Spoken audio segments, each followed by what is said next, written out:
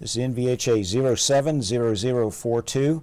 It's December the 17th, 2007, our 273rd interview overall. And we're in Jackson, Mississippi at the law offices of Watkins, Ludlam, Winter, and Stennis.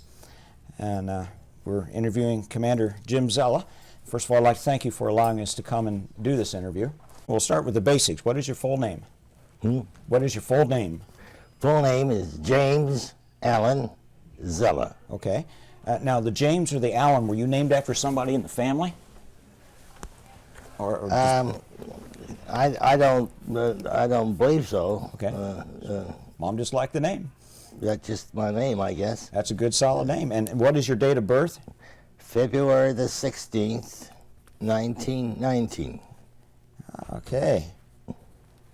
That would classify you as a teenager. Anybody born in the 19-teens, because they're also sharp of mind, and it's an amazing group of people that we've interviewed from that generation. Yeah. And you are a retired commander, is that correct? That's right. Okay. Well, Commander Zella, where were you born? I was born in Buffalo, New York. Where are you now? Well, you're a long ways from Buffalo. Yeah, it sure is. Were you born in a hospital or at home? I believe I was born at home. Okay. Okay. It could have gone either way, it being a larger city. Yeah. But back then, most people were born at home. Yeah. Okay. I believe I was. Okay. Well, and where was the family home? Was it your mother's home or your grandparents' home? Do you? No, I believe it was on a farm. I see. Okay. And of course, all I can relate is what was told to me at the time. Okay. You don't remember it in detail, huh? Yeah. Well, by any chance, was your mother there at the time? Oh, yeah. Okay. I think that might be a good idea to have me. I almost always get that one right. Yeah. Well, tell me a little bit about her. What was her name? My mother's name? Yes, sir. Her maiden name was Mary Edith Hominick, Homnick. Okay. Okay. And what would you tell folks about her? What was she like?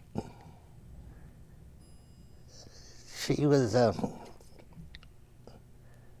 I think she was more than average intelligence. Yes. And she was, I think my mother was very interested in education and doing the right things at the right time. I see. And she was one of she was one of 8 children. Her father was a very well-educated man, had beautiful handwriting. Ah. Her mother was just a good housewife. They are of a Czechoslovakian background. I see. I don't know what. Did you know your grandparents very well? Did you? I never knew my grandfather, but I did know my grandmother very well. Okay. He was. They were in Canada at the time of his death. He was a miner, and he was in a mining accident that took his life. Oh my! And at the time, he had 8 children. Oh boy! Let me see. Yeah. No of government assistance either. No government assistance to help them out either. No. This was in Canada. Oh yeah.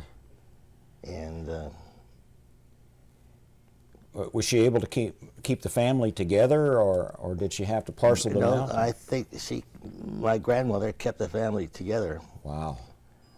I don't know how she did it, but she did. Oh wow. And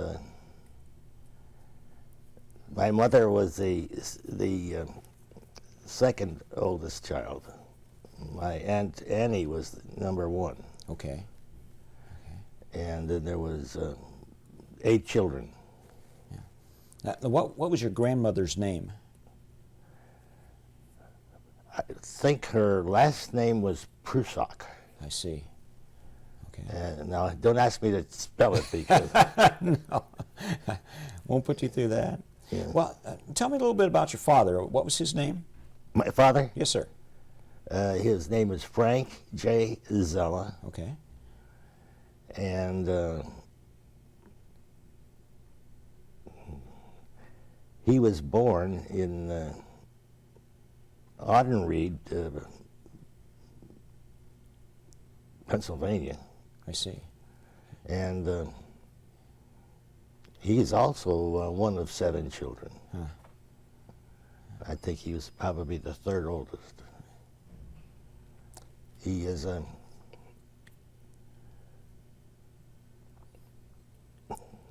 he was a machinist by trade. Ah, okay. And yeah, I guess he was, I would say that he was able to duplicate machinery necessary. He became the manager of a manufacturing stoves, and as a result, he would. They had the cubulos where they melted the iron and everything else, and then they would carry it and put it out into forms that were put in the sand and the molds. Somehow the internal portion of it was made out of some kind of melting gray matter, whatever it was. Yeah. And they'd pour that thing in and it'd go through the thing, and it would come out with stuff for the stoves that they're doing. Did you ever get to go into the foundry to see anything? Yes, I did. I mean, I was a young kid at the time, and they would have these big cubulos, and then they would have melt the molten iron. Yeah, and they'd have workers come up with their clay pots, and they would they had some kind of looked like to me to be a putty thing that would jam into the place where the thing would fall out, you know. Right. And they would take that out, and they'd get to hold this pot, and when they get it, they'd jam it back in, and he'd run around and dump it into the various the molds and places, you know. And it was amazing to see this thing. Oh, and sometimes the mixture would spill out a drop, and it would explode. You know, and then they'd have to catch it under. Oh gosh, not easy work, that's for sure. Yeah, and so I mean, it was quite an arrangement, and of course, from time to time they would send my father on a trip to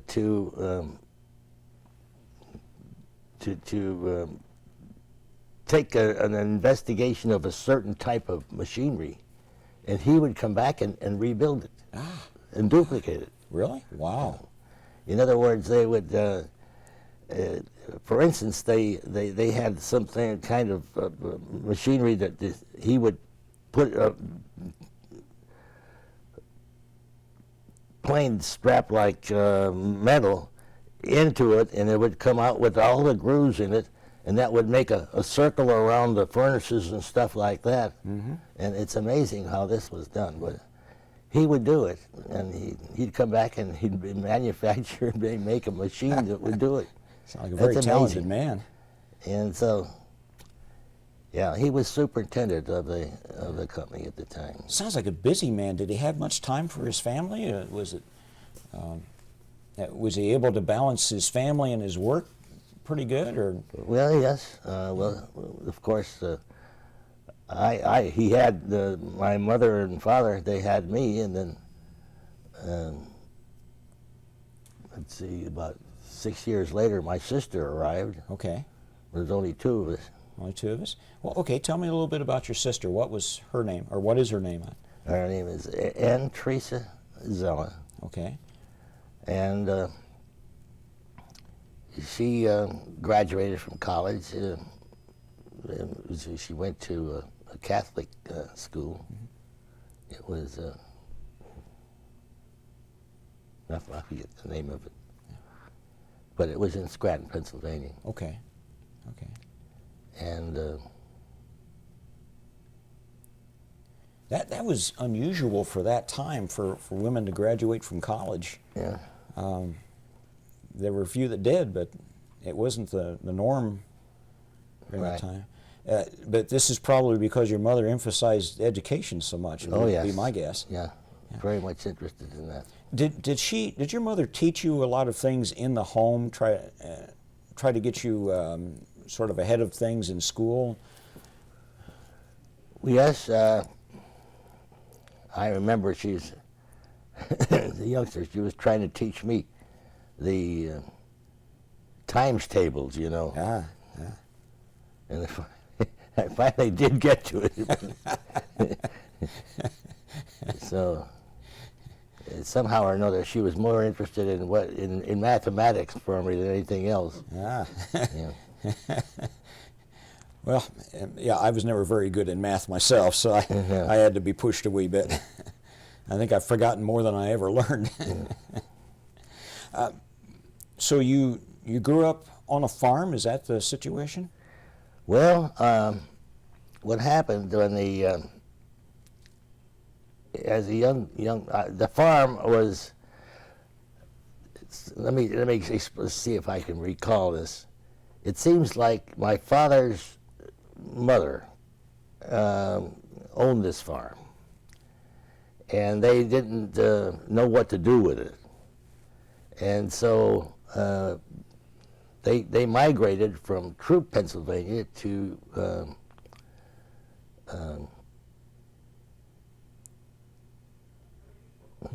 where I'm escaping me. To this farm, which was in New York State. Ah, okay. And apparently it wasn't doing well. And of course my father was working, trying to do the farm and trying to work in his profession, which was Right. a mechanical machinist and so on and so forth. And of course I was born there. Right. So, but I was so young that I can't remember too much about what happened. So did you leave the farm then when you were still very young? Yes. And move into the city or something? I guess things weren't going right. Somebody said that pigs had rickets and the corn grew about a foot above the ground and stopped growing. And, in other words, it's just a mess. Wasn't meant to be a farmer. Yeah. So what? The city was Buffalo, New York. Okay. And so my mother just left my father at that time and went back home to my grandmother. Okay. And of course my father followed very shortly later. Started something else, and that's when he became the chief head mogul, you might say, of this Graff Furniture Company. Ah, okay. And so he worked it there for quite some time. So if you were to identify a boyhood home, where would that be? The place where you grew up and played? And would that be the place in Pennsylvania? Or? Yes, it was. Okay. In Pennsylvania. It was Troop, Pennsylvania. Okay. Throop. Okay. And it was a nice little community. Had good schools, grade schools, high school. Okay. Do you remember where you lived in Troop? Yeah, it was 326 Charles Street. Ah. in troop. Have you been back since? Well, I've been back several times in that area. Is the house still there? The old homestead was sold, and my father, of course, passed away. Right. He had a heart attack. My mother outlived my father quite a few years, and she passed away about 4 or 5 years ago. My sister was married, and he passed away, and he had three sons, no daughters. The sons have been married, and they have daughters. So my sister's a little bit happier about that. Yeah. I don't know. I told my wife, no more daughters. They're hard to raise. Yeah. I'll take sons any day. What do you remember about the old home place?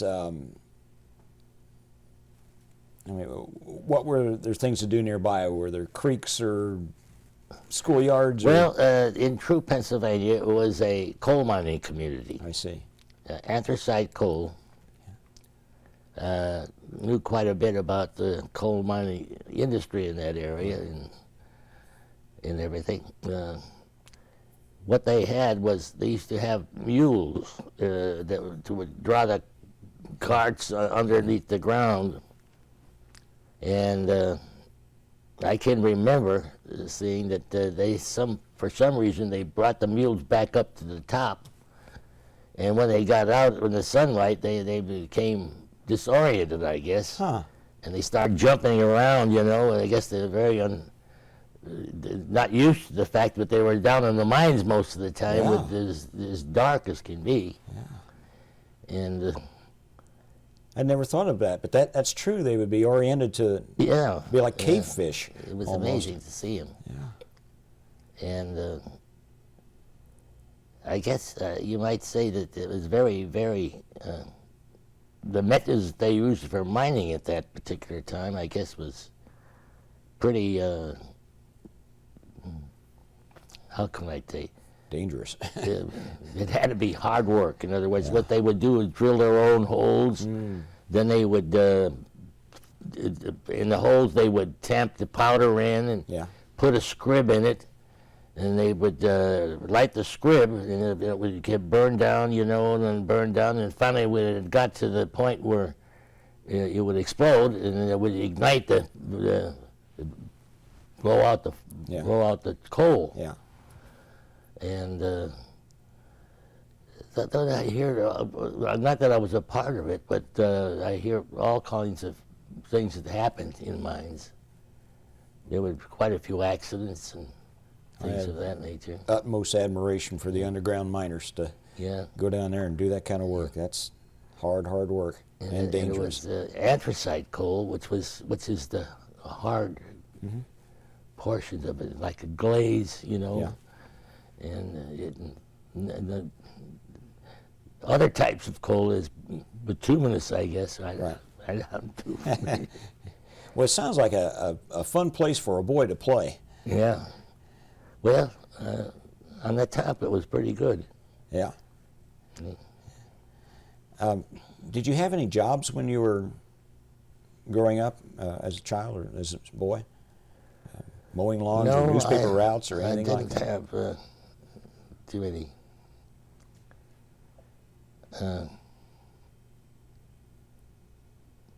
No, I wouldn't say I had jobs, but I mean, Probably had a few chores around the house, I would think. You probably had a few chores around the house. I did do that. And how did you and your sister get along back then? Very well. Very close? Yeah. Of course, I was 7 years older than when she was born. And when she started to date, were you very protective of her? Well, not really, because by that time I was in the service. Yeah. Okay. She was probably glad, too. Yeah, probably. When you were young, did you have any childhood heroes? It could be aviators or baseball players or somebody in the family or the community that you kind of looked at? I was interested in baseball and all that. I remember one time my mother took me to visit my grandmother, and my Uncle Joe was a young man at the time, and he had built a crystal radio set, and it happened to be World Series time. Oh, boy. And he was describing to us what was happening. He had earphones on and so on and so forth. And I can remember him saying, "Ooh, he hit a home run." I think it was Babe Ruth that did it, Wow. the World Series. Wow. And he said, "I even heard the crack of the bat." And I can remember that. Yeah. The nice crack of the bat, and he was so interested in the fact that he heard the crack of the bat. Yeah. And this is in, I think it was 1924 or something like that. And then I go back to that, look at the transition of things that occurred from that particular time today, with television and walking on the moon and all that sort of stuff. And I go back and listen to that old saying, I heard the crack of the bat. That really frames it well now. Yeah. It does indeed. It is amazing that It's the state of the transition communications. of things that occurred. And it's less than 100 years. And you look at what we have today. You can hear the crack of the bat, and you can see the stitches on the ball as it's flying over the fence. Yeah. Yeah. Wow. Where did you go to school? Of course, I went to the city school from all of grade school through high school. Okay. And graduated. One building with all the grades from first grade on through? No, we had several buildings. I see. And we had one high school, which after we had quite a few smaller schools for the lower grades, and everybody got up to the 9th grade, they went into the high school. Okay. And from there, when I graduated from high school, I wanted to be. My mother made sure that I was going to go to college, and so I got accepted as a student at the time was a Catholic school. Okay. We were taught by Christian brothers. Okay. And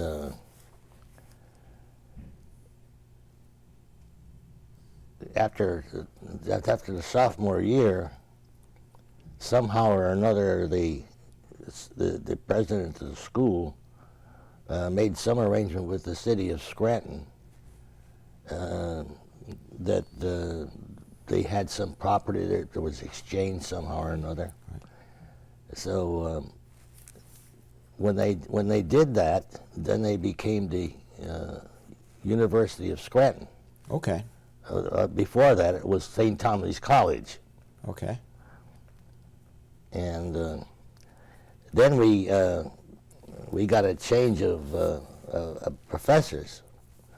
The Christian brothers left, and the Jesuits came in. Oh. The difference between night and day. Oh, really? Yeah. Good or bad? Well, whichever way you want to take it. But the Christian brothers, you could talk to them any time of the day, night. Right. And when you got one of the Jesuits, you say good morning to them, and they say grrr. They were taskmasters, in other words. tell me a little bit about the school in the lower grades. Do you remember any of your teachers from grade school or junior high or high school? Oh, yes, I can remember. Was there any that kind of stood out to you as being special? They were. I would say they're pretty good in the grade schools and in the high school. Yeah. And I had a great deal of good instructors, both in the in college, which were, as I said, the Christian Brothers and the Jesuits. Right. And of course, we had lay teachers too. Right. And I graduated and thought that probably I would like to go into medicine. Ah, okay. And when I graduated, I received a notice from the United States government that I had to report for a registration, and which I did. Right. And a couple of months later, I received a notification that I had to report for induction into the service. Mm. And so that wasn't part of the original this plan. is about the time I graduated too. And so I had a report for induction on the 1st of July. Of what, you're 41? Yeah, 41. Okay. So this was before the war broke out? Yeah. Okay. And so I found out that I could make a pledge for deferment, which I did. Okay. And I had to report to the city closest to us. I was in Troop, Pennsylvania, and this Dixon City was the place where they had this deferment board. And I went there and explained to him that I was planning to go to medical school and so on and so forth. And I can remember the board consisted of the superintendent of schools, a police officer, and a clergyman. Mm-hmm. And so they were very, very cordial and everything else, but they denied my application, saying that how could we know that I was going to go, and so on and so forth. But the only way they said it would set a precedent because I'm one of the first to come up, and so they denied my application. I'm a little surprised that based on that you didn't wind up as a pharmacist mate. No. Which would have put you right in the thick of the fighting on the ground. Well, anyhow, after that was over, I was more or less interested in what am I going to do and how am I going to get out of this thing, you know. Oh, yeah. And I was passing by the post office in Scranton, Pennsylvania. And when I was passing by the post office, I saw this placard. It showed a lieutenant commander standing on the bridge of an aircraft carrier, looking at the airplanes up in formation. And it says, "Have you got what it takes?" Gee, I thought to myself, you know,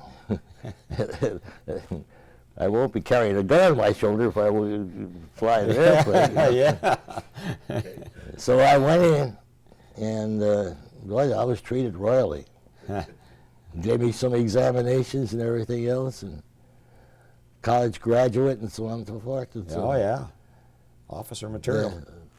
First thing you know, I received a set of orders to report to Mustin Field in Philadelphia. And when I got there, I was inducted as a seaman second class. And the instructions that I received was that I had to within 5 hours of instruction, I would have to solo the N3N, which was a Navy trainer. 5 hours? And so it was it was a yellow. Some people called it the Yellow Pearl. And I had a brand new second lieutenant in the Marine Corps that was the pilot, instructor. And so we were given a maximum of 5 hours of instruction, during which time we had to solo. And once we soloed, why, we were then put back on the ground waiting for an appointment as an aviation cadet. Now, did you get some ground school before you had flight training? No. You went right into the plane. That was was your training. Right into the plane. Had you had any experience with airplanes before? Maybe barnstormers coming around?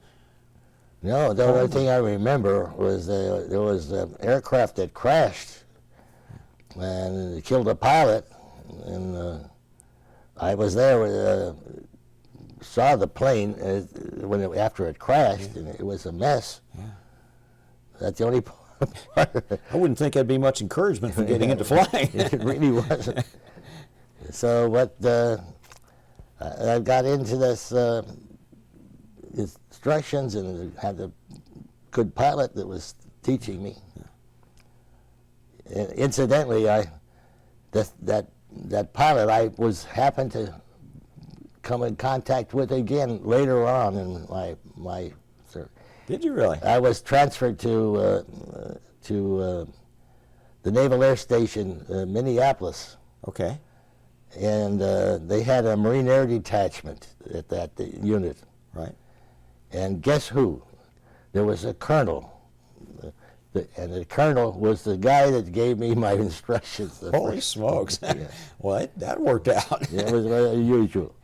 Do you remember his name? Yeah. What?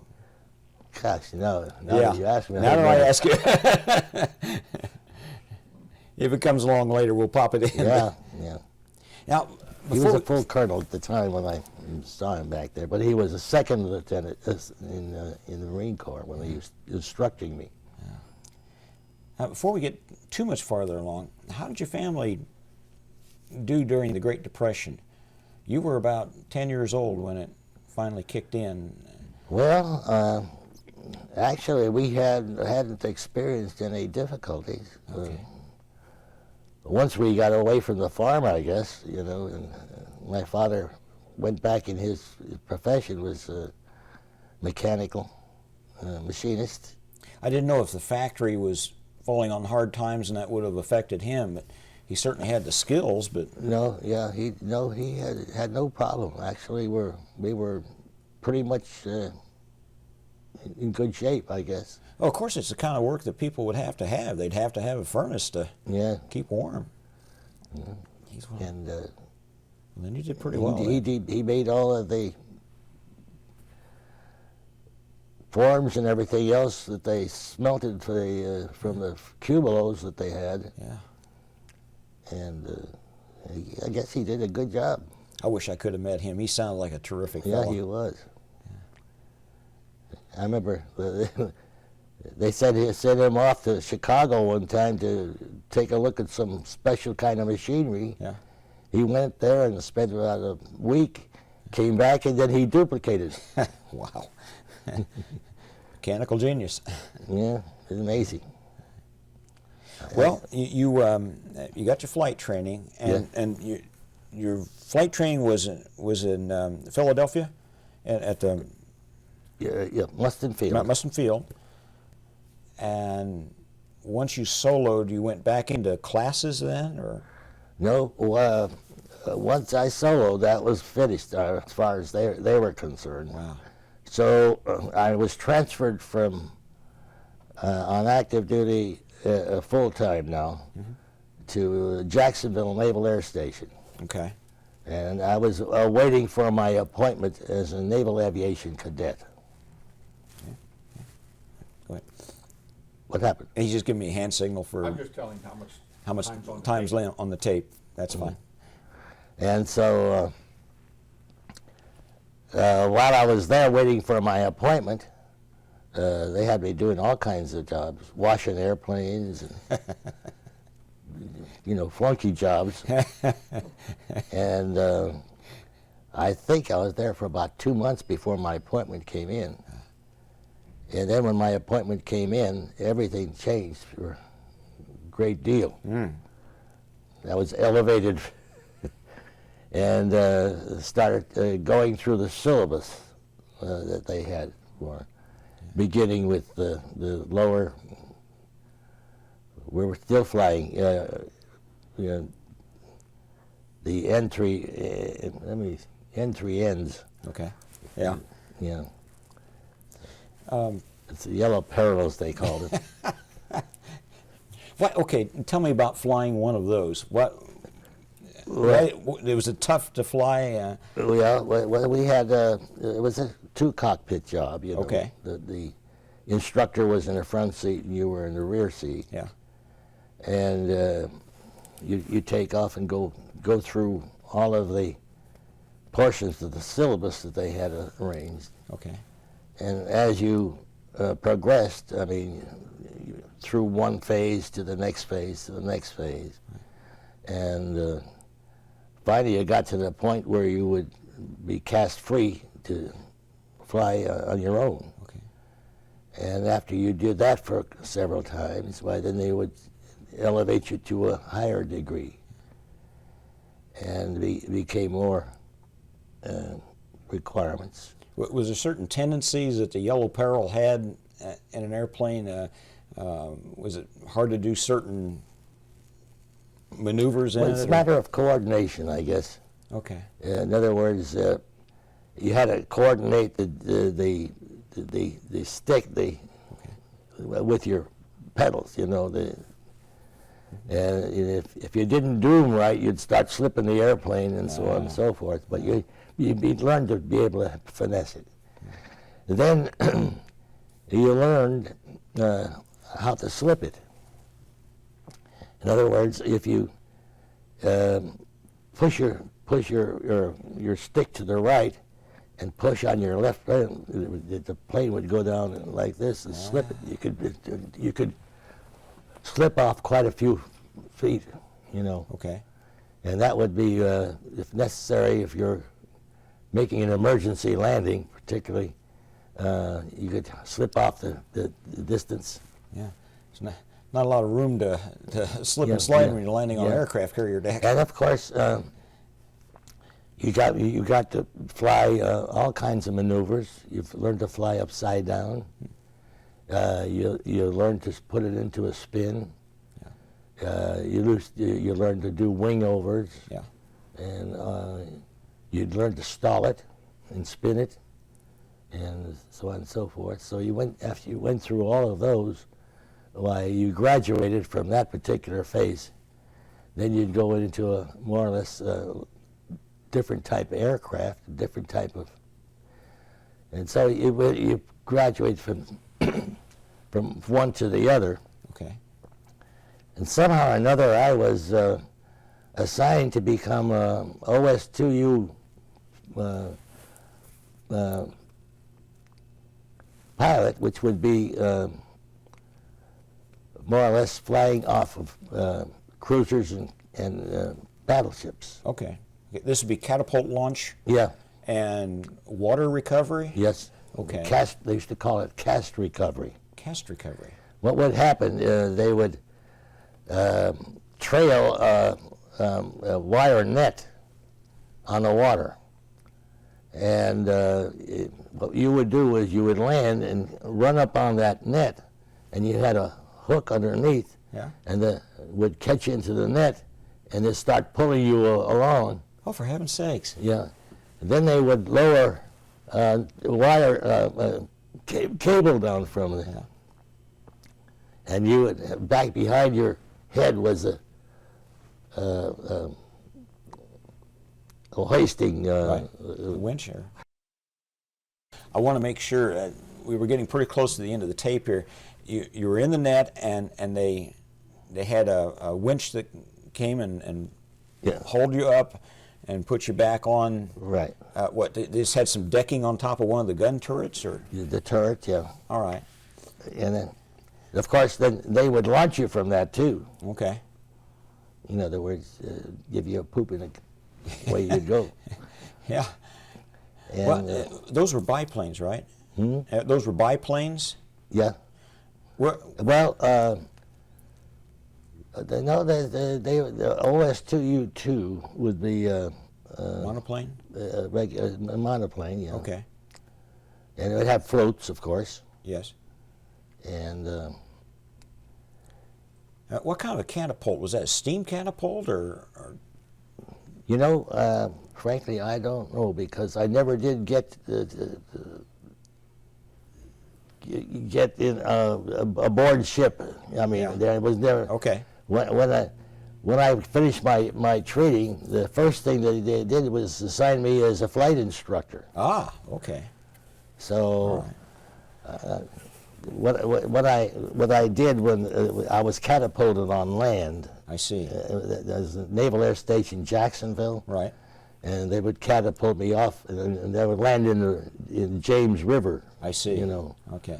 and but I never did get aboard ship in that category because when I graduated and became a Naval Aviation Cadet, they first assigned me to as a flight instructor. I guess I had my college degree, I guess, and I guess they figured that somehow or another it became a flight instructor. Well, actually, that's not a bad idea because you had been trained by a good trainer. Oh yeah. It sounds as though the fellow who trained you was Yeah. very capable, and so it would be good to be able to pass that style of teaching on. I guess so. But How did it feel to get catapulted like that? Well, you're sitting in the plane and you're probably strapped in, and all of a sudden, what, just a punch in the back, or? well, it was smooth enough, but Okay. but it was a jolt. All right. And you were catapulted fast enough to get flying speed. Wow. So Yeah, I'm having trouble trying to imagine that you could get catapulted that quick, Yeah. and get the air under the wings and get her up Yeah. in that short space, but obviously it worked. it sure did. So And, you're teaching now. However, I never did get aboard ship in that category. Yeah. So when I became a flight instructor, I did that, and then I got a second assignment. I was transferred to IFIS, Instrument Flight Instructor School in Atlanta, Georgia. Okay. And the reason for that being that we were losing quite a few pilots because all we had was a needle ball and airspeed. The needle, if you were turning left, the needle would go over, but you never knew the angle. And so if you're in flying blind in the clouds and stuff like that, the needle would tell you. Then we had a needle, ball, and airspeed. That's the only three things you had. The ball, if it stayed in the center, was okay. But if the ball was out, it means you were slipping or from whatever side to the other. But then you never knew the angle was. So then they came out with the artificial horizon. Yeah. The artificial horizon was a bar that stood before you, Right. and your angle would be go, and it would have the degree of your turn. Yeah. You know, and then if your bar was above the center, that means you were climbing, and if it was down below the bar, it was going down. Yeah. So that was fun. The problem with it is if you got too far over, the gimbals would hit the side of the side and then would spin around because you got it out of balance. Yeah. So they sent me to IFIS and to teach us the attitude instrument flying, and then after we graduated from that, they sent us to the fleet. And what we would do, because we were losing quite a few pilots, and the reason for it being, when they got into the clouds and they became disoriented, you see, the semicircular canals in your head, you have a semicircular where the fluid goes this way and this way. And you don't really know what's happening, but that's what really does occur. And so what the pilots with the needle ball on their speed, they would get confused. And as a result, the more confusion they had, the more opposite they would be controlling the aircraft. And so they wanted us, after we graduated from IFAS, to go to the fleet and teach the pilots that were formed, how to operate the needle ball, not from the needle ball in airspeed, but for the artificial horizon. And so that's what we would do. We would go to the fleet after we got through with this training, and to teach the pilots, you would teach 1 or 2 or 3 of the squadron pilots, and then they were in turn to teach the rest of them as we would go on to somebody else. So I was interested, I was doing that for quite some time. You saved many lives that way. Yeah. And what's the time frame now? What's that? What's the time frame now when you went out to the fleet? Actually, they sent me to Norfolk, Virginia. Okay. And we had quite a few squadrons in the outlying fields. Sure.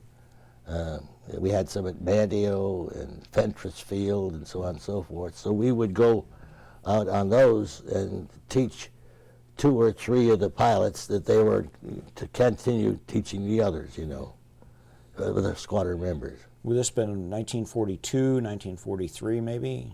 1942, 43. Okay. All right. Still fairly early in the war. Then that was, most of my time was around Norfolk, Virginia. Okay. Outlying fields, Fentress, Mandio, various fields. And of course, I became closely associated with the commander carrier aircraft in the Atlantic Fleet, Courtney Shands. And finally, I got, a humdrum of being an instructor like that all the time. And so I got friendly with Courtney Shands, and I said, I think I'd like to go to sea, become a part of the squadron member. So finally one day he said, hey, Jim, he said, I think maybe we can fix you up. So they transferred me to ready for carrier squadron group, sent me to San Diego, and I was assigned to the group that was going to go aboard Manila Bay. They sent us so they assigned me to the fighter squadron, which I wanted. And so I was transferred to Seattle, where the formation of the squadron was going to be. Okay. And so from there we were going to the syllabus, getting ready to go to sea and everything else. And so it was a real nice arrangement. Now, at this point, had you made any carrier landings? No, what happened was, while I was instructing in Norfolk, they sent me out aboard the Charger. So I went out to make my 6 carrier landings, which I did. And of course, in the meantime, I was doing field carrier landings. On land. Yeah, on land. Yeah. You'd have a regular landing signal officer there teaching you to come in and give you the cut and everything else. Yeah. And of course, you knew the attitude of your aircraft coming in about just about how it would be, And so when I went out to the Charger, I had no problems at all. I made 6 carrier landings. And, Wow, just smooth as silk, huh? yeah, so I was qualified. That seems awfully disconcerting to me to Yeah. be able to land on something that's doing like this, floating around. What? What rank about this time? Yeah. What was your rank at this time about this? My rank at that time, I think, was a lieutenant. Okay. That would have been about, yeah, Mm. sounds about right. And so either it was JG or a lieutenant, somewhere in that category. I was no longer an ensign. I mean, Yeah. Yeah, that's what I want. yeah. Yeah, I was curious about your first carrier land. Just the other day, we interviewed Commander Ray Hall, and he says the first time he did a carrier landing, they waved him off, and he came around. He thought, what's wrong? I think everything's right, and they waved him off, and he couldn't hear what they were trying to say over the earphones because it was just too hard to hear. And finally, he figured out they were saying, "Put your landing gear down." Yeah. Well,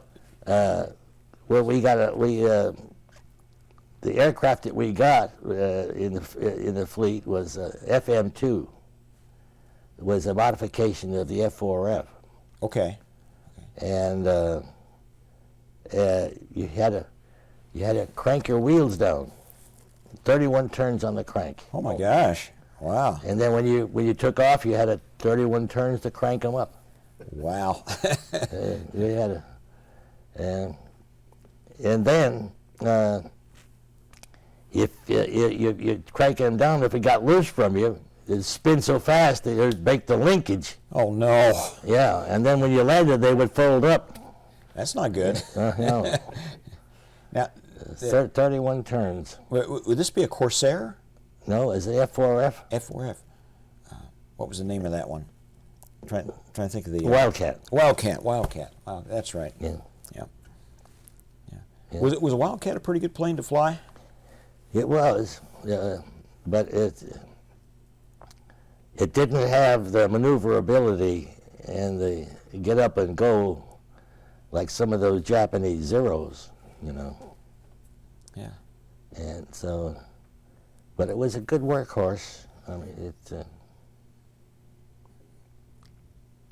So you're out at San Diego now, getting ready to. we were go to Seattle. sea. No, from well, we formed in Seattle.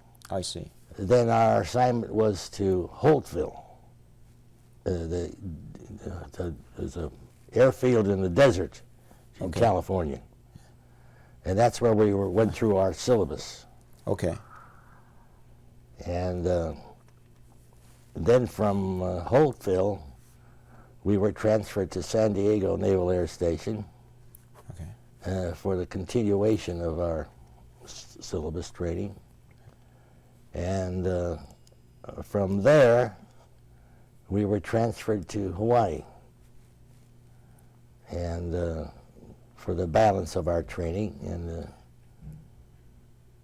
from there, we were assigned to the Jeep carrier, the USS Manila Bay Okay. CVE 61. What'd you think of Hawaii? Well, we didn't have too much to think about it because, first of all, you couldn't go out at night anywhere in the place. You were restricted to staying aboard the field, Yeah. And so as far as the Hawaii at that particular time, Could have been any place on the planet as far as Yeah. you were concerned. but because we were always flying, I mean, and going out in gunnery runs and things of that nature. Yeah. And finally, we went aboard ship, and we went to sea, and our first assignment was Leyte.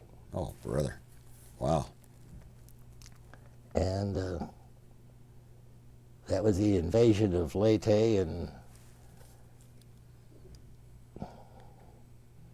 that's where we were engaged in the second battle of the Philippine Seas, where the Japanese battleships and cruisers came down through the San Bernardino Straits and caught us on the surface.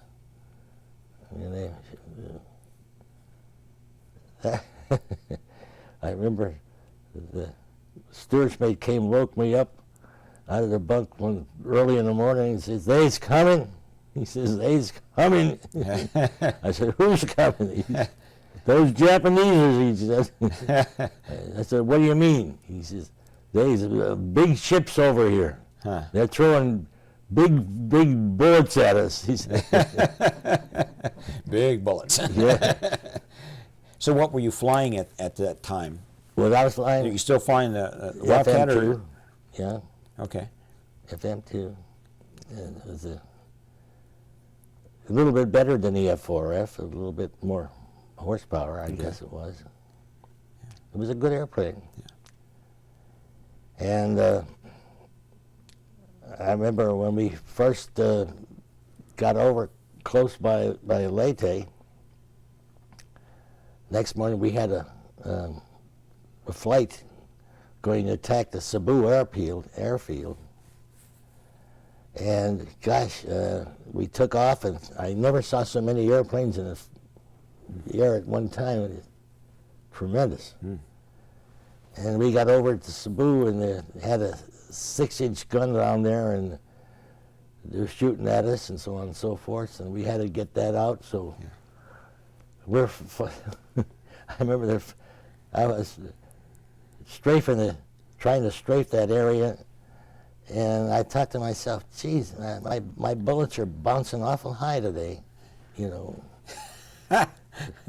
And I come around for a second run, and I thought to myself, you know, they're not my bullets. Those bastards are shooting at me. Well, that's unsportsmanlike. Yeah, very unsportsmanlike.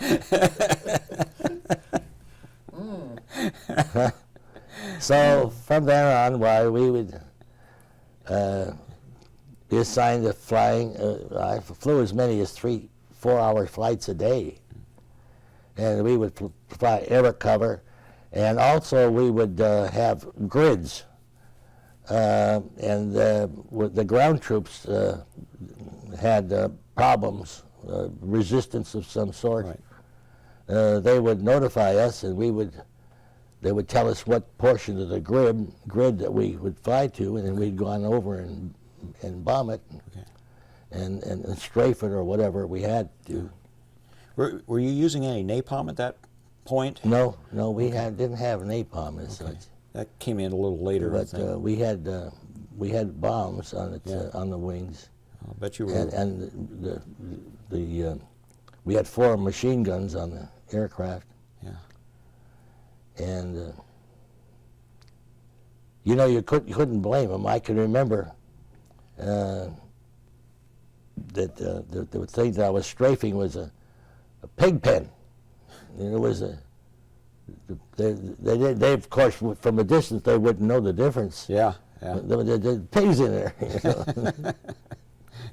But you did what you did. Oh yeah. And It seemed like you could just come in so fast that it would just be shoot and gone, and yeah. you wouldn't even really hardly see what you were shooting at, Yeah. except you just had a certain area to go. The only thing you had was the assignment was a certain portion of the grid. You had to go in and attack it. Now, how did you identify the grid from the air? Did you have some kind of instrument that? It wasn't easy, but you became familiar with what portion of the grid was related to what was on the ground, you know. Okay. And sometimes it was pretty difficult to really transfer the grid to the ground. It was difficult. Now, was most of this jungle area, or? It could be, yes. Okay, so you had varying terrains? Sometimes it helped from the distance from the water, too. You could judge it from that, too. Okay. That was one of the biggest helps we had. Okay. Sometimes they would mark the area with a smoke bomb, which helped a great deal. Okay, now for the record, what was your clue when you saw the smoke bomb? Was it a certain color they would put out? Was it just the white smoke as far as I White smoke remember? And which side of the smoke did you know to? Well, if you got it from the area that they were in, Okay. They would give you some hint about whether it would be northeast of the designated area, or so on and so forth. Okay. So they would give you a direction Yeah, from the you smoke would bomb. try to find some kind of demarcation of was it a building or trenches or Okay. Hill or something that. something that would that you would have You can help. identify. Yeah. Now, the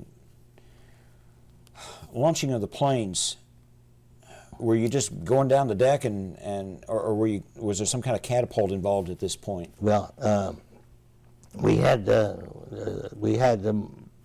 launch, a runaway launch, and also a catapult. I see. Since our decks were pretty much shorter than the Yeah. big carriers, Yeah. the CVEs, usually it was a catapult launch. Okay. And we would be launched in 4 airplanes at a time. Oh, really? Yeah, Okay. which would basically I was a division leader, Right. So I'd be flying and get into the air, and then I'd get around and they'd come back and join me, Okay. and then we would be flying close air support for around the carrier group. And then if we get an assignment, that's when we would go to leave the carrier and go out to fulfill the assignment. I see. Many times we would give in a bogey assignment, which would be an unidentified aircraft. So we would be vectored out to intercept it. Right. And most of the time it would be an American aircraft when we got there, and they forget to turn on their IFF. Oops. So, Yeah, we. so we'd have 4-hour flights. Sometimes we'd fly 3 4-hour flights a day. But we would be in the air for that period of time and available. We'd be flying cover for the carrier group, Right. as well as the assignments to the land group, as well as to vector for the interception of unidentified bogeys and Right. things like that. Now, in the sea battle that you described, what did you actually do in that? The steward woke you up, and then did you go after the Japanese ships, or were you just on standby? And Well, I guess everything was so first unusual. It seems like that from what I later learned was that there was some information that the Japanese had departed ships from Tokyo. right. And then they were supposedly in our area. Well, what happened, they were intercepted, and when they received the word that there was the ships departing, Kincaid or Halsey, I don't remember which one it was now, left and went to intercept them coming out of Japan. Okay. In the meantime, that was a decoy, I guess. And then the Japanese portion of the Japanese fleet came down through the Dardanelles, and that's what caught our carriers on the surface. Right. And they did quite a bit of damage. The White Plains was sunk, and quite a few other ships were damaged. Actually, I saw Japanese shells falling inside a destroyer screen. Wow. They had the most beautiful colors, Huh. like sky blue things. When the shells hit the Right. water, they could tell the Japanese where the shells were hitting. And then they had the most beautiful pink-colored shells. Huh. You could see where they were flying, you know. Yeah. Actually, inside the destroyer screen. That's getting close. Now, did the surface ships drive them away, or were the Japanese ships driven away by aircraft? What? No, well, basically the only thing that we had was our torpedo bombers, I see. and unfortunately they had to load them with the torpedoes. Right. But they found that somehow our sailors were draining the alcohol out of the torpedoes. Oh boy! And Oops. they had to recharge them with alcohol because they weren't up to snuff. So that was the delay. And the second battle of the Philippine Seas. Now you flew a fighter plane. Did you have any desire to fly one of those dive bombers or torpedo planes? No. At that particular time, everything seemed like to be in a mess. Right. And I was launched and had a wingman. Instead of 4 of us, there was only 2 of us that got in the air. And we had no assignment. And other than the fact that they expected us to give the support around they didn't know what to expect, anything. It was a mess. So they kept you around the carrier, yeah, guarding the carrier. yeah, Okay. cover for the area there. That would make sense. And because they didn't know what to expect either. Right. And so. Now, I had heard that the Japanese started using their kamikazes at Leyte. Yes. Did you see any of that activity or Yeah, get well, involved? unfortunately, our ship was hit by a kamikaze. Ah. It was about 5 o'clock in the evening, and this guy appeared out of the blue somehow or another, and caught us unaware, I guess you might say.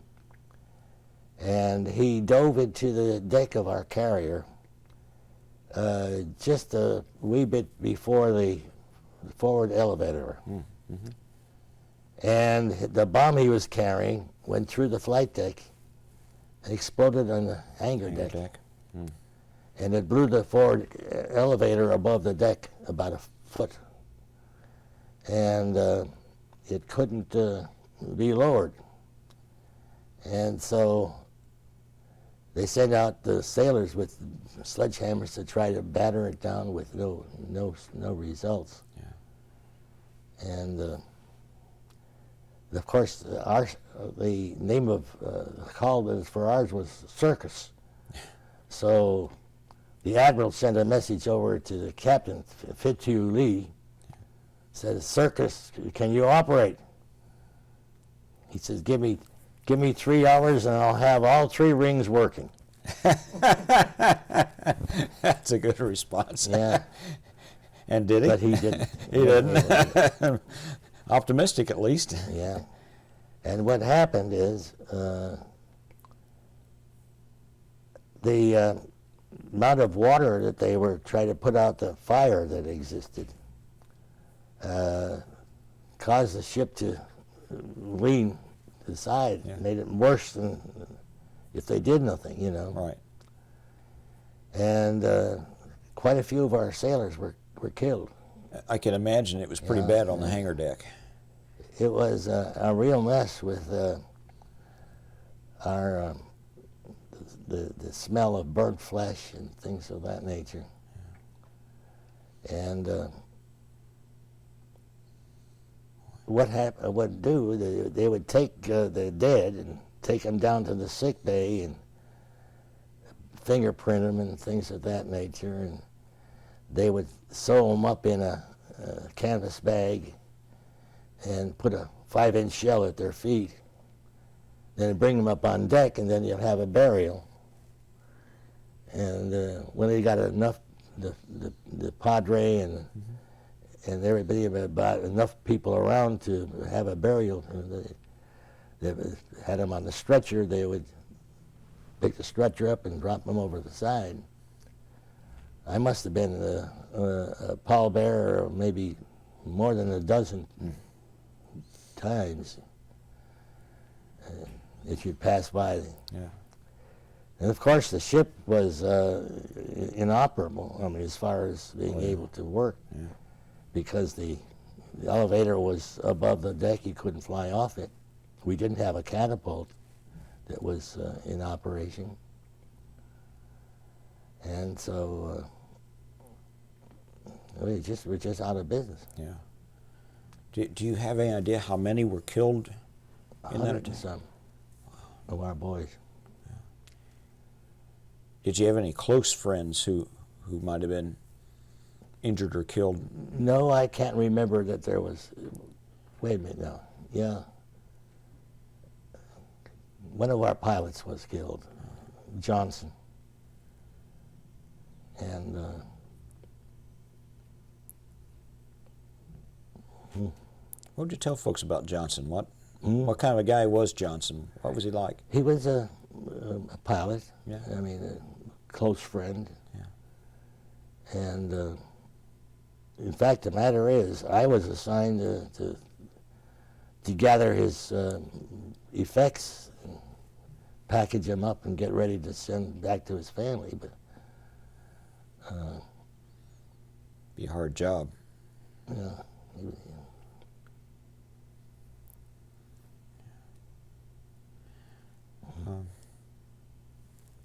Of course, the ship was out of commission, So you had to withdraw from Leyte at that time, and you withdrew from Leyte, or what? no, we were. This was off we were finished with Leyte. Okay. Then when the second battle of the Philippine Seas was when we went on to Luzon. Luzon. Okay. Yeah, and it was there that happened. But we first went to Mindoro, and that we had that taken care of, Mindoro. Right. Then we went to Leyte, and then after that we went to Luzon. Luzon. Okay. So it was during Luzon that we ran in all this difficulty. And did the ship withdraw back to a repair area, or? No, we were still aboard, so it was still operable after but as far as flying from it, the forward elevator was so far above the deck they couldn't fly over it. Right. Or couldn't run over it. Very similar to what happened to the Franklin. Their forward elevator was popped up. And, it was? Yeah. It was a mess. Yeah. So what? You couldn't fly. I mean, what did you do during that time? So we had to just all we had to do was they sent us back to the States. Yeah. Okay. And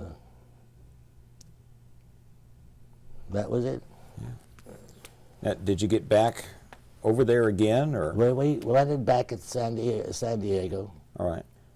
And then I was assigned to Naval Air Station Edenton, North Carolina. Okay. And I became the operations officer there. Yeah. Don't pay attention. Yeah. Did you go back to the South Pacific? No. No. Now, I had heard that on one of your launches, you went off the deck and dropped and were almost run over by the ship. Is that? One of your launches, weren't you almost overrun by the ship one time? You dropped into the water, or you? Yes. What happened was that on takeoff,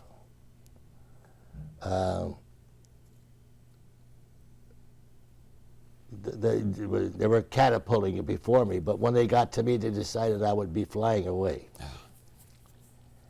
And I flew off the carrier, but I realized too late that my engine wasn't turning up fast enough. And so when I got off the deck, why, I didn't have enough flying speed. Oh boy. And so I crashed into the water. And when I did, of course my wheels were down. Right. I went over on my back, and you know, that only stays afloat for about 10-15 seconds. Yeah. And so I was climbing out of the cockpit, and the plane did this, you know, come down with the engine down. Oh yeah. And then the ship hit my plane, and the back part of my, being halfway out of the cockpit, hit my back. Oh, yeah, yeah. So I had a problem because my legs went kind of numb. Yeah. And you know, we had life vests, and they had a cord on it. Right. You know, and the cord was to push the needle up into the CO2 cylinder. Unbeknown to me, my cord was wrapped around the top. Ooh. So when I pulled them, I didn't realize, but instead of it pushing the needle up on my right, there was two parts to the vest. Only one inflated. Yeah. Well, here I was wrapped up. I went off with everything on. I mean, my backpack was full of stuff and my parachute. Yeah. And when I got out of the thing with the problem with my back and everything else, I realized, and I had pulled the thing, but only one of them inflated because one was wrapped over the top. So I had a paddle to stay afloat, you know. And I don't see how you kept from being run over by the ship. oh, well, I was run over by the ship, but it was pushed out of the way, so pushed you it passed away. me by. I remember going along the side of the ship, you know, as I was on top. And so I was here trying to get my parachute off. Yeah. You know, and every time I would try to get him off, it was up, you know, get him off. I'd go so far underneath, I have to paddle back up again because I was only half loaded. Holy And smokes. so then the destroyer came by, and they'd throw me the monkey nut, and by the time I'd get over there, it would float down, you see. Yeah. So I was going back and forth and trying to keep afloat. It was a hell of a mess. Oh, I bet. So finally the captain lowered the boat, and they finally got to me when I was aboard on top, pulled me aboard. I'll bet that felt good. Oh boy. Do you know what destroyer picked you up? The destroyer, yeah. It was do the you know USS Twiggs. Twiggs, huh? Yeah. Okay. DD591. Well, you wouldn't forget that, would you? No. Not at all. So they hauled me aboard this destroyer, and when they took off all my clothes and gave me a nice warm sheet, set me in the wardroom. And while I was sitting in the wardroom, the steward's mate came out, and he took a brand new tablecloth and put it under the faucet and wrung it out and then put it on the ward table. And then he put the plates on them. Huh. You know, by having a wet tablecloth, well, it kept the I thought about darndest that. thing I saw in my life. And here I was wrapped up in this sheet. And first thing you know, here come back my clothes, all nice and warm and good.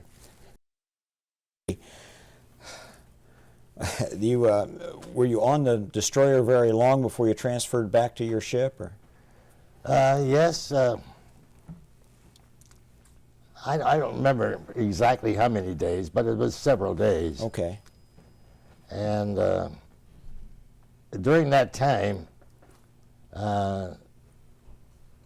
the head boss on the destroyer had me assign me a detail, and I was on the lookout to identify aircraft where they were friendly or okay. enemy, you know. Okay.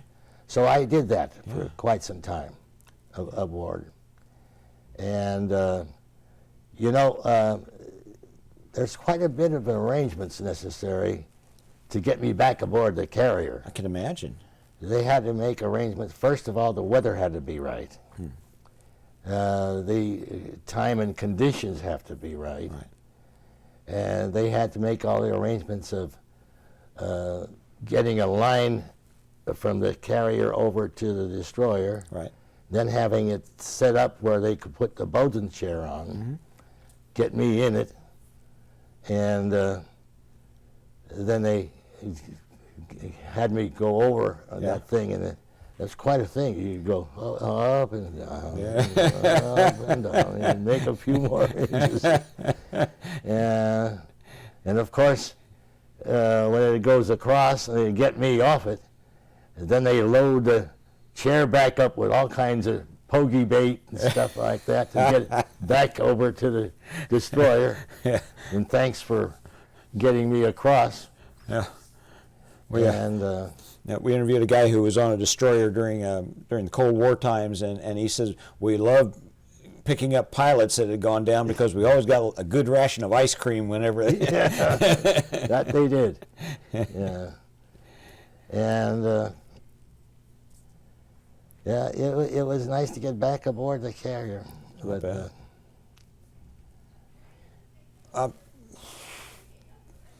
have you seen pictures of the Doolittle raid where Jimmy Doolittle was taking off on the Hornet and sort of dropped down? I did see some pictures like that. What's your thoughts when you see his plane just disappear below the deck like that? Yeah. I mean, having gone through that yourself. Yeah, well, not really. Yeah. But or similar experience where you... Similar experience. Well, I could imagine he probably... the fact that he got that low, there's two things. Either he didn't have enough flying speed right off the bat, Yeah. and took a dip until he did get the flying speed, Yeah. or maybe he didn't he chose whatever he did to be in that position. I don't know, but it was somewhat disturbing to see it dip that low. Yeah, you would definitely have a feel for it, a kinship with it. I can't imagine. Well, you've seen how perilous it is just getting a fighter plane off the deck. Yeah. And how in the world do you get a Mitchell bomber off the deck in that short space that he had? He had the shortest space of all. Yeah, I know. But that's it was something. But I mean, he probably wasn't lying. He probably was within a hairbreadth of going into the drink. I thought you might have some strong thoughts on that. Yeah. Having seen that. Yeah. Now, you talked about all the gear you had on. You had on a parachute, and was it sort of loosely strapped, and then you sat on it? No, you sat on it. Okay. And it wasn't loosely strapped. Okay. I mean, it was pretty much ready for business. Okay. And I had a backpack. I had fishing gear in it, water. Okay. A certain amount of medical equipment and bandages and things of that nature, tourniquets. Pretty well packed. I see. Did you have a raft of some kind? We had a raft. Had a raft on the parachute. Okay. Was that, where would that be? Would that be in the backpack or? No, on the seat. It was on the seat. Okay. All right. And that would be on the seat, and it was pretty much well equipped. Was that raft attached to you in some way so that if you got loose from the plane, it would go with you, or did you have to physically grab it? And Well, no, it was right on the seat, and it was strapped. In other words, if you had a hold of your parachute and everything else, you had a hold of everything. Okay, all right. Yeah. All right. And however, when I was in the water, I wasn't able to get any of it. Yeah. You know, and if it wasn't, if I had probably been in an area where there would be no ship to help me, I probably wouldn't have survived because of the bad features of the location of those straps on the CO2 bottles. Yeah. You know. A little bit of buoyancy, but not enough to compensate for your own body. Yeah. No. And of course, I guess maybe the hit in the back didn't help anything No, either. I'm sure it didn't. I'm sure it didn't. Did it affect your arms any, or just your legs? Primarily my legs. Okay. And have you had lingering problems with that? Oh yeah, ever since I've been having problems with it. And Okay. but I'm trying not to let it bother me. I mean, Right. You know. Now, did that keep you from flying again? No, I kept flying. Okay. All right. That was good. Need good pilots. Yeah. Yeah. Finally, I graduated into 4-engine aircraft. Ah. So. Well, tell me about that. What kind of aircraft were you flying? R4Ds. Okay. It's a 2-engine. And then I got into 4-engine R5Ds, Douglas. Okay. And when I went back, I became Edenton, North Carolina. I became the operations officer, and I was for the balance of the war. That's where I was. Okay. And then I was transferred from there to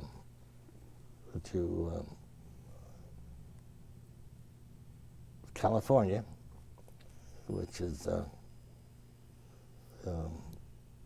Long Beach, where we had an airfield. Okay. And somehow or another, they made me the personnel officer. Charlie Forge, my old, and it was a naval air station primarily for the reserve officers. This was after the war, coming in for their weekend trainings and stuff like that. And of course, we were a naval air station that had other activities for the Navy.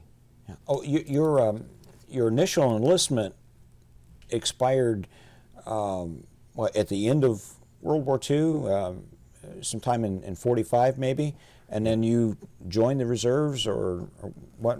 You know, what happened was, when I was at Edenton, North Carolina, they gave me a spot promotion from lieutenant to lieutenant commander. Okay, okay. And I still remained as a reserve. I didn't transfer, make application or transfer to the regular Navy. I see. Okay. So I was a reserve officer. Okay. And also at that time, I was given a promotion from lieutenant to lieutenant commander ahead of my time. Yeah, it's a good promotion. This is because the captain recommended that I be spot promoted. Mm-hmm. So after the war, I received orders to report to the Naval Air Station in California. Okay. And when I received my orders, I was transferred as a lieutenant commander. Okay. Well, what happened was that they didn't specify in my orders that I was to remain as a lieutenant commander. But when I reported in there, I have reported as a lieutenant commander. Yeah. The dispersing officer had no qualms about it. We were a lieutenant commander and so on. But the man in the bureau should have mentioned that I should be transferred in my current rank and reaffirmed that I was transferred as a lieutenant commander. Well, what I didn't know was some of the other officers that I was serving with at the time were more or less jealous of the fact that how come Jim Zella is sitting over there as lieutenant commander and I'm still lieutenant? Mm-hmm. Mm-hmm. So they made a motion, and so finally they went back to the bureau, and so they decided that I was there as an illegal lieutenant commander. Oh, good grief. So they decided, well, I would, in order to correct the situation, they released me to an active duty.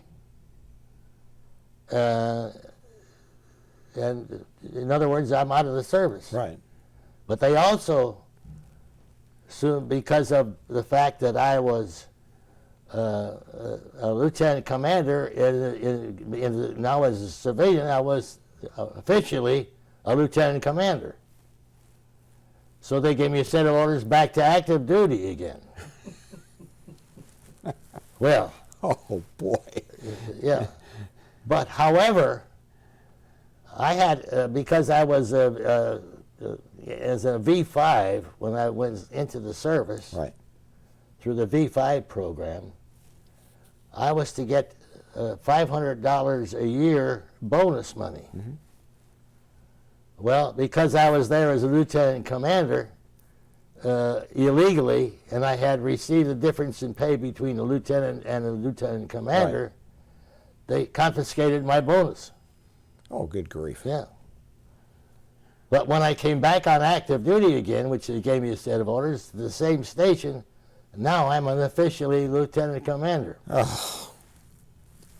So that's the service. It was easier getting from the destroyer to the carrier than Yeah. it was getting through all that. Yeah. So Oh, that's what smokes. happened to me. And then, of course, from there, I was transferred to the Naval Air Station, Willow Grove, Pennsylvania. And I was transferred from there as a lieutenant commander, by the way. Good. And then I went to the Naval Air Station, New Orleans. Right. And I was promoted to commander. And no problem there. And then I was transferred from there to Naval Air Station, Minneapolis. Well, from New Orleans, I was first made the officer in charge of the training of the reservists, enlisted personnel and all. Then the captain made me the aircraft maintenance officer.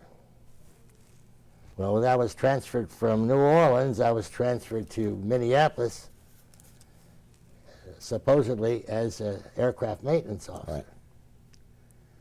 Well, when I got up there, the captain decided that I was to become the CLO, the public relations officer.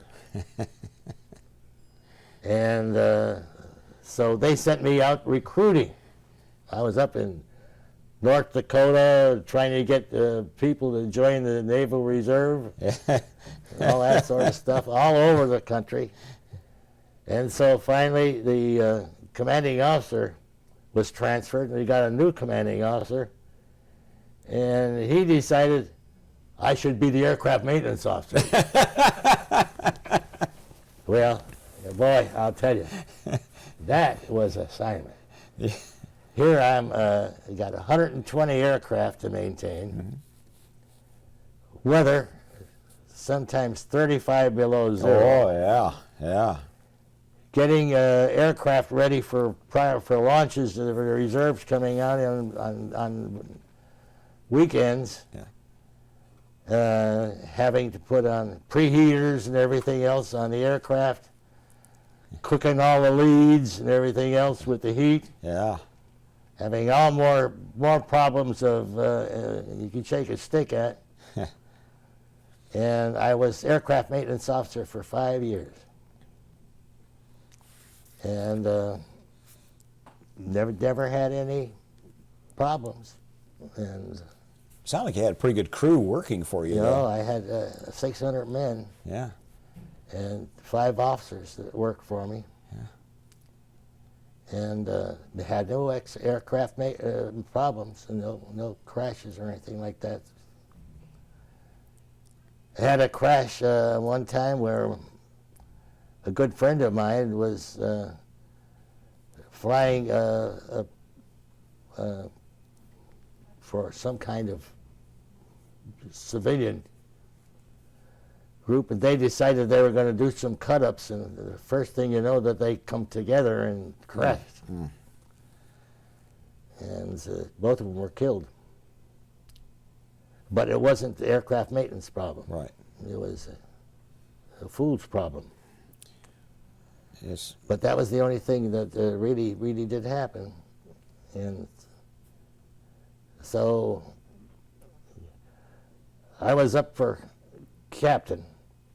And of course I had to go to Great Lakes for the examination, physical. Wouldn't you know, they found me disqualified for promotion. I guess because of my back and things of that nature. Oh, for heaven's sakes. All the stuff you'd done since the injury. So I was That isn't making sense. passed over for captain, and finally I was found unqualified for duties of my rank. And so I was released from active duty with 21 years service. Now, I don't understand what, if you can fly an airplane, what physically couldn't you do as a captain? You've certainly got the mind for it. Well, that was my dessert. Good grief. Navy is a little peculiar at times. Yeah. Going back to the Philippines, as you were flying over the troops, could you sort of see what was going on the ground? Could you tell how it was going for the fellows, or? No, we never did get that close, actually, because the only thing we could do was to do what they told us to do. Yeah. And more or less it was from kind of a distance. But we knew where the troops were. We weren't that close that we could see what the condition was. Right. So what we did was to carry out the orders that we received primarily. Okay. And How high were you off the deck? so it's sometimes real close. Yeah. Depends upon what the mission was. Yeah. Little fringe benefits. Okay. We'll put some of that on later. In the military, while you were serving, did you have any personal heroes? It could be a group of fellows like aircraft mechanics, or it could be a particular person that you served with that you looked up to. Oh yeah, I served with a lot of guys that were real good, down-to-earth people. I had made a lot of friends. Yeah. And of course, the only thing that I had is somebody was checking him. How come Jim Zella is a commander and lieutenant commander, and I'm a lieutenant? And so it got back to the bureau, and then they finally looked up and they said, "Hey, this guy should have been back to lieutenant because he was transferred without the order saying that he was transferred as the lieutenant commander." Did it ever occur to you that maybe he's a better man than you are? That's right. That could have been. So anyhow, that's what happened. So when did you actually leave the Navy? Yeah, I left the Navy in let's see, February, I think it was 1962. Okay. And, oh, We've been a lot of changes in the Navy during those 20 years or Oh, so. yeah. And, here's my when I was commissioned as an ensign. okay, well, let's go ahead and get some of these while we're at it. Here, let me.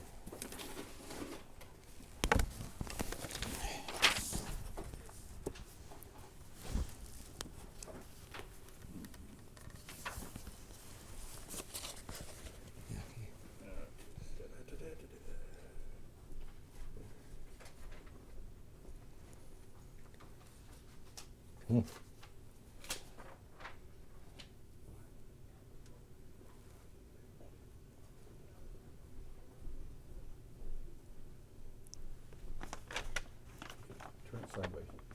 Hmm? Turn it up. No, turn it up. Up. 90 degrees. That way. Come on. What are you saying? Oh, this way. This way for that part. There you go. Ah, okay. You got it upside down. All right. Turn it over. Turn it over. Turn it. This way. There. Thank you. I can't see from here. That's what I wanted right there.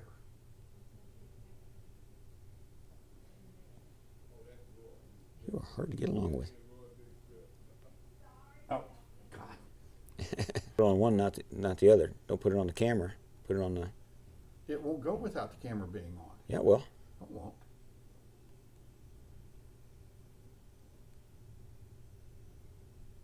Yeah. Tell them what this is. All right. This is from where you first went into service. Was that? This is where you first went into service as an ensign. Yeah. Okay.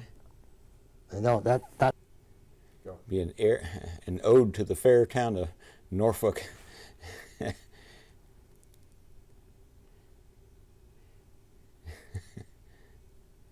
How did the townsfolk treat the sailors back in those days? pretty good. I get the impression that there have been times in history when they would just assume Yes. the sailors stay on their ships or something. Yeah.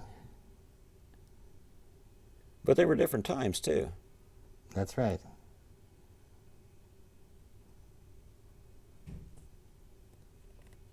The Navy had quite a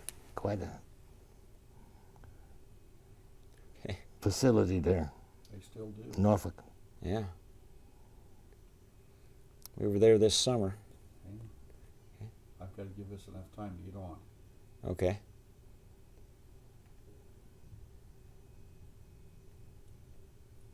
So when was this picture taken? Oh gosh, I would. Rough time frame, or where were you stationed at the time? Do you know?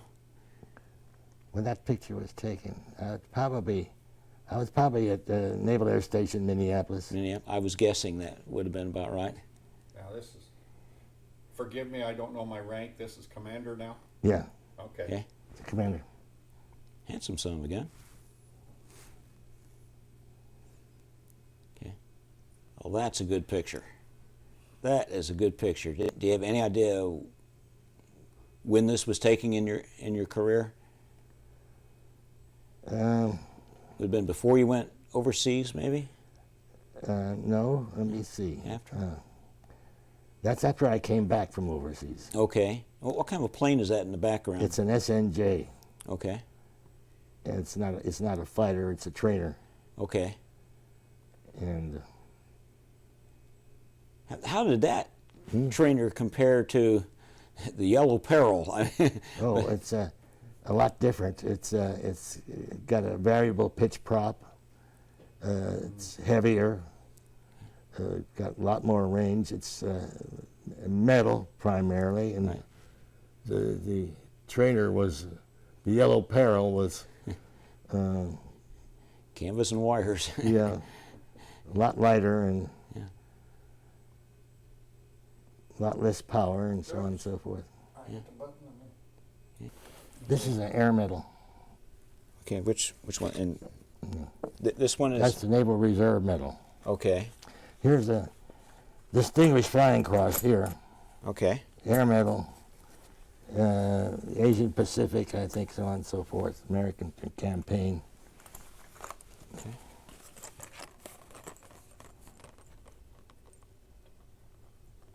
Yeah, there we go. That looks. Oh, can you see the monitor from here to be able to call them off? Yeah. That is the Distinguished Flying Cross. yeah. That is the Distinguished Flying Cross. Yeah. Here's the Air Medal. Here's the Asian Pacific, American Theater.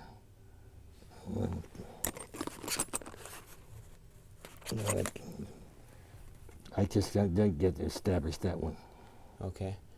Well, DFC is a nice-looking medal. That's one of the better designed medals, I think. Oh, I see. Yeah. Yeah. Well, I saw in that box of medals a St. Christopher medal. Yeah. Were you wearing it at the time you went off the edge of the aircraft carrier? I guess I was. Okay. Yeah, Something. I must have been wearing something. you must. Something was keeping you afloat because you were sure having to struggle by yourself. Yeah. Yeah. Yeah. Now you got out of the Navy, and where did you go from there? Did you retire, or did you go on to another job somewhere? Or? No, when I got out of the service, it was a question of what to do. So I decided that I would become, I was interested in finances. And so I became, I joined the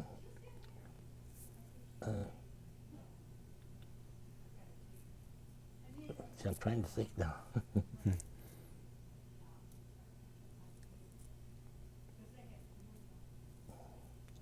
Yeah, Investors Diversified Services. Okay. The company. Okay.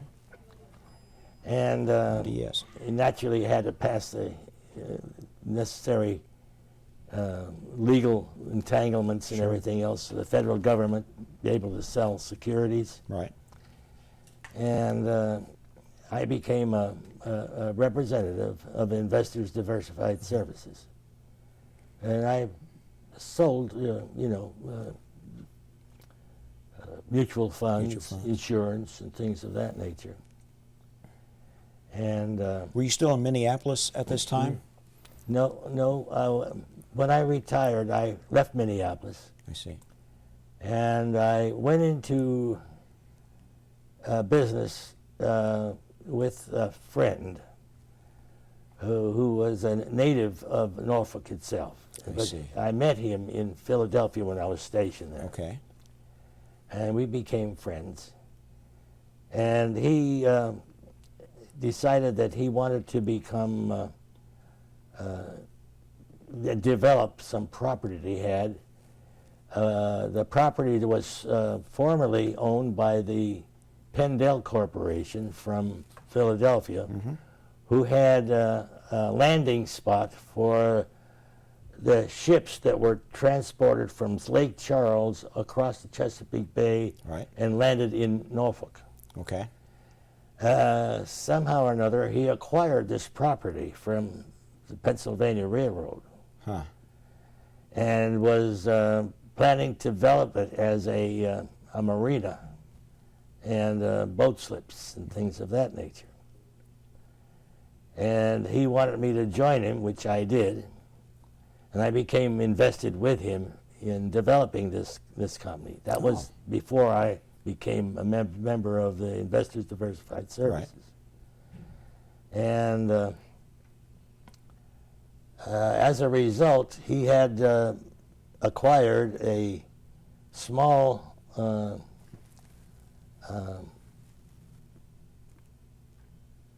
we'd say craft where you would develop by making deeper water It was an dredge. 8-inch dredge. A dredge? Yeah. And so he wanted me to run it. Ah, okay. So I had one employee, and I ran this dredge, and I was running around this marina area, dredging, throwing some spoil up on the land and making more deep water, and so on and so forth. And it seemed like that that he wanted to make a little bit more headway financially. Yeah. And so what they were doing was building a bridge across from Lake Charles over to Norfolk. And as a result, they were going to do away with the ferries that they had and all that sort of stuff. And that's why he acquired this property from Pendel Corporation. Pendel. And so when I retired, I went down to Norfolk to take over the operation of this area. I had one employee in it primarily to help me run the dredge. Right. And did pretty well, I mean, as far as that was concerned. And somehow or another, his attitude towards this whole thing was such that I felt that it wasn't making as much progress as we needed, and we needed finances. Yeah. And I couldn't see too much of a future with this thing, and the way he was handling the affairs, and as far as putting me in as a part owner of the thing, which I thought we were going to do. Right. So I decided I was going to leave, which I did, and became a representative of Investor Diversified Services. He did, however, make arrangements when he sold the property that he gave me, you might say, what I had invested with him financially, which I was happy to receive. Yes. Something like $7,500 it was, or something like that. Yeah. And I went, of course, I went on with my work that I was doing.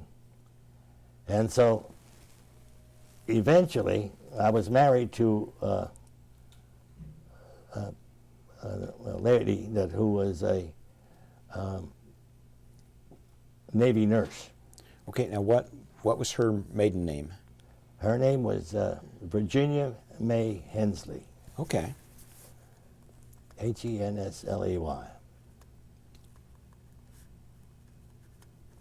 How did you meet her? Well, I met her at Edenton, North Carolina, where I was stationed. Okay. She was the chief nurse there. All right. And we became friendly, and eventually we married. Yeah. And of course, the Navy, at that particular time, didn't permit married women to be members of the Nurse Corps. I had heard that from somebody else. Yeah. And someone else said, "Oh no, that's not true." But yeah, that's the second time I've heard that. Yeah, she was lieutenant commander in the Navy, Navy Nurse Corps. Okay. And so when we married, why, she had to resign. And we had a lovely marriage. Didn't have any children. And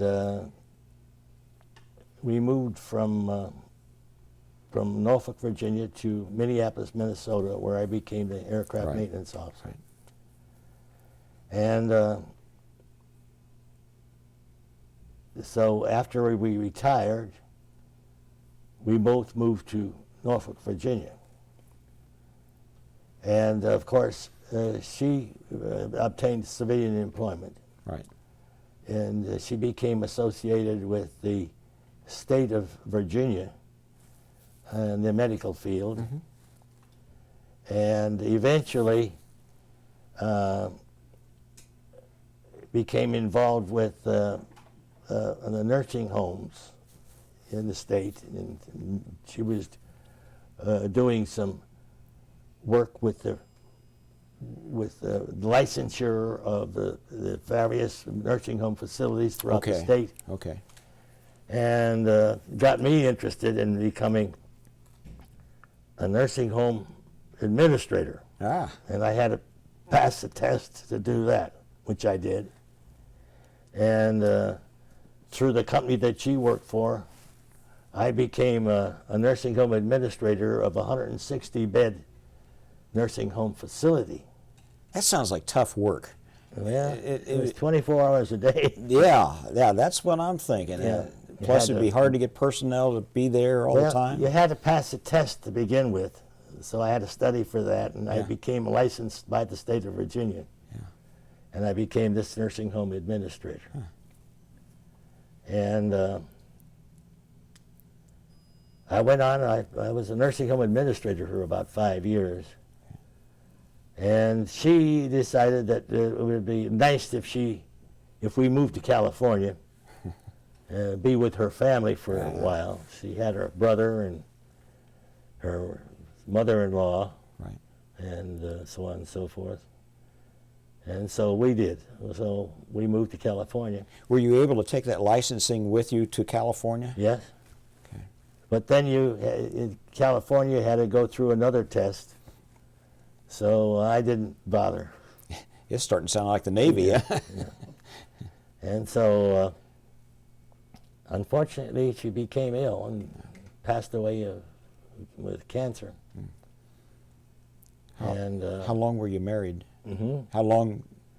We were married, let me see, from 47 to 62. And in the meantime, my service in New Orleans, there happened to be a lady by the name of Trudy Black. Mm-hmm. And her husband at the time, Bill Black, and my wife, Virginia, we became friends. Okay. And unfortunately, Bill passed away in December, yes. And the following January, my wife passed away. Well, it was December. All right.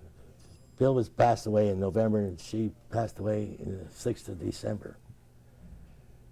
And of course, Trudy, Bill Black's, her husband, passed away. So we were in correspondence. So I told her that I was going back to visit my folks in Norfolk when my wife passed away, and for Christmas. She says, well, on the way back, stop by and visit with me. Well, on the way back, I decided, shall I turn south and go to see Trudy, or go back home? And I thought to myself, well, what have I got back? Nothing, you know. Yeah. So it would be nice to see Trudy. So I went south to visit with Trudy, and I got in trouble. And we probably ought to stop. So I don't know. I've met her, and just for that brief time, I think you've made a pretty good navigational decision there. She's quite a pistol. Yeah. Well,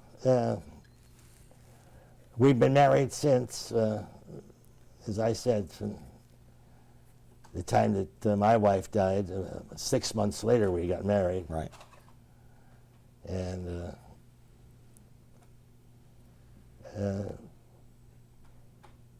she came and lived with me in San Francisco. Yeah. And she was a business lady. Yes. I owned a condominium, a 120 unit complex. And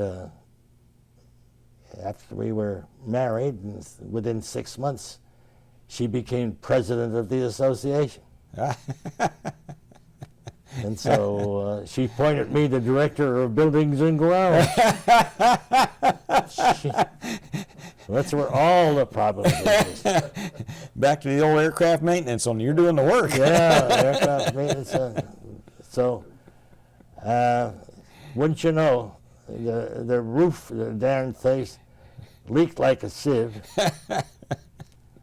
So we decided we're going to have to put on a new roof. And then we got into more serious problems. They found that there was asbestos in that roof. Oh, no. So they said before we could do that, we would have to get an approval from the government to remove the roof. But before we could do that, we'd have to find a place that would accept the spoil. And in our search, we found some place in the farther inroads of North Dakota that would accept it, but that we'd have to haul it there at our expense. Mm. And the only way we could do it would by railroad. And the more we looked into it, the more difficult it was going to be financially. Yeah. So I did everything I could as the director of buildings and grounds in my new assigned dilemma.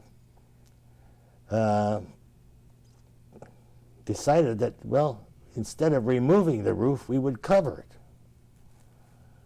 So we found out that they would buy that because it was already on there, and if we covered it, providing we did it completely, that we could do that. Yeah.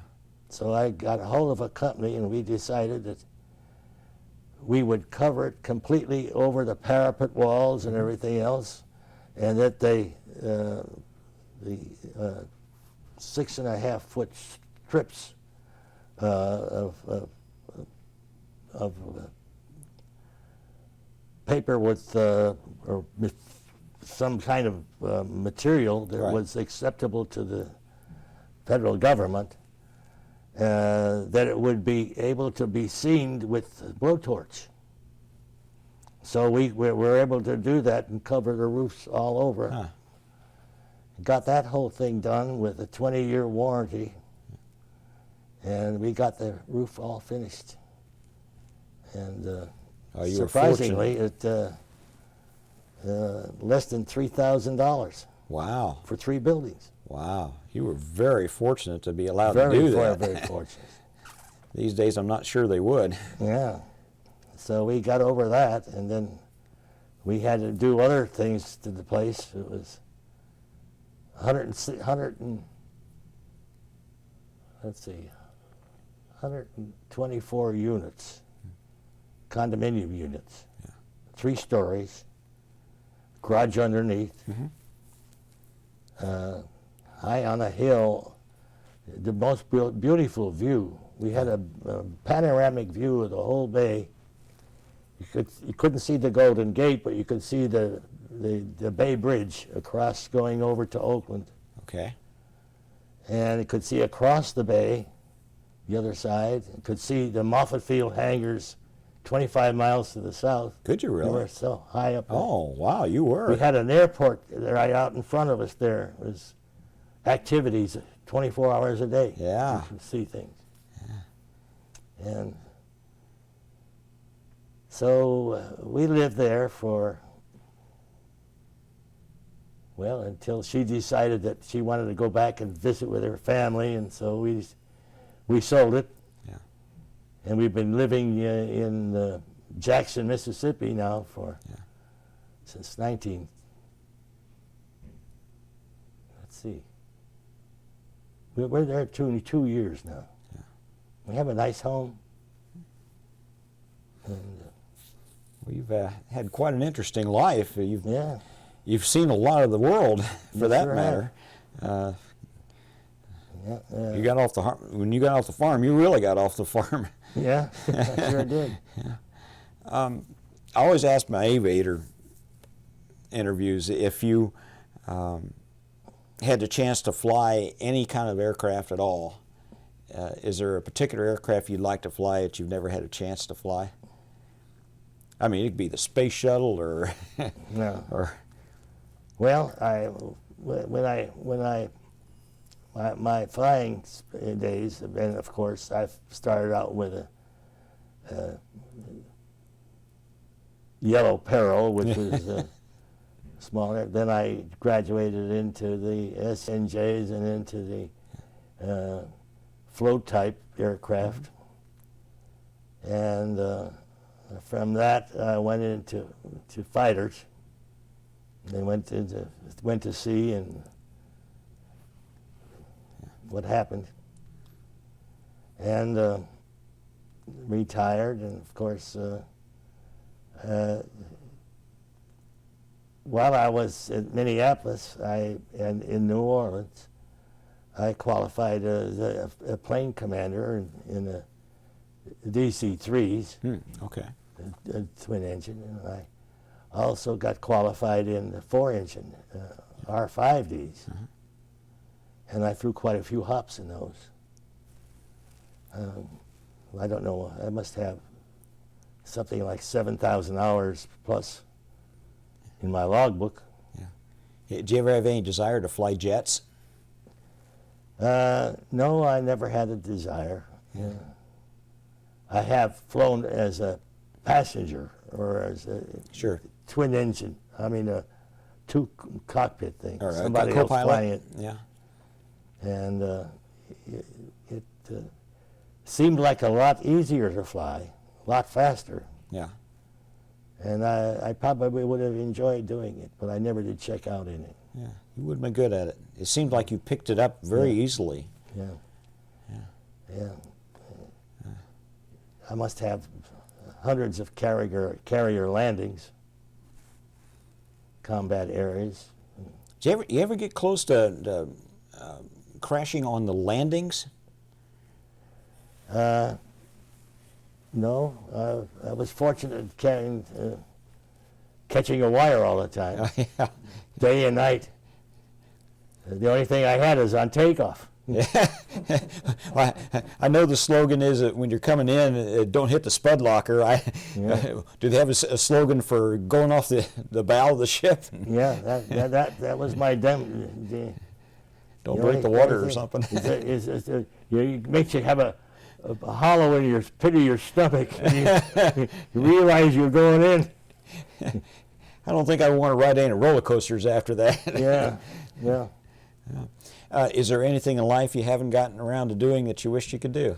Had all the money and health and time in the world? And No, I'm very fortunate. yeah. I've had 2 good marriages. Financially, I've been doing fine. I've had 2 lovely ladies. Yeah. You have had an excellent life. I guess I have. Great parents, and you got along well with your sister, and did well in school, and a little bout there with Jesuits, but outside of that, not too bad. Yeah. And to add to your length of credentials, you are the very first veteran that we have interviewed in the great state of Mississippi. Oh, really? That, sir, will open many doors for you. Of course, it may be the kind where they open it and throw you out, but Well, I hope I can do you some good, but that's about the end of the story. Okay. Well, we'll end it with this. Yeah. We always ask our veterans to say a few words for posterity. You got any words of wisdom or personal philosophy that's gotten you by in life? Well, the only thing I can say is that as you pass through life, you're going to have certain deviations that are going to occur. Mm-hmm. You're going to have many ups, you're going to have many downs. Yeah. And I think that if you stay with it and are honorable in things that you do, I think that eventually you'll come out on top. That's very good advice. Very good advice. Well, Commander Zella, I sure do want to thank you for this interview and for Well, your I service to our appreciate you country. coming, and I hope I do some good Oh, somewhere along the my. line. This was wonderful. I love this one.